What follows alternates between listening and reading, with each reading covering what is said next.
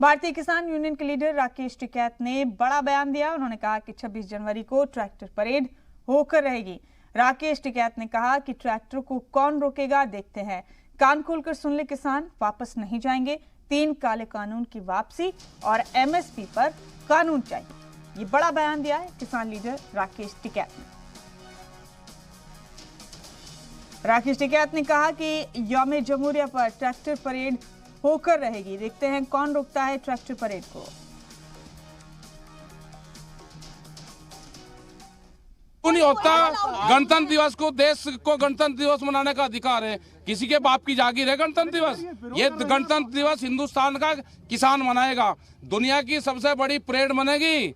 कौन रोकेगा हिंदुस्तान के किसानों? एक किसान आओगे यहाँ पे दिल्ली में, दिल्ली खबरदार। जो ट्रैक्टर को रोका उसका इलाज भर देगा। जो ट्रैक्टर को रोकेगा उसके बक्कल तार दिए जाएंगे। अगर ट्रैक्टर को रोका किसी ने, कौन रोकेगा ट्रैक्टर को? कोई रोका ट्रैक्टर रोकेगा।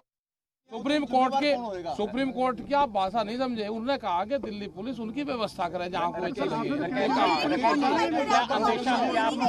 कोई नहीं है अंदेशा। किसान आओगा, बहुत प्यार सा होगा, ट्रैक्टर चलाओगा चमचमाती सड़कों पर, ना कोई खड्डा है ना कुछ है। अच्छा, ट्रैक्टर खेतों में चलेगा ऊबड़ खाबड़ रास्तों पे। और दिल्ली में को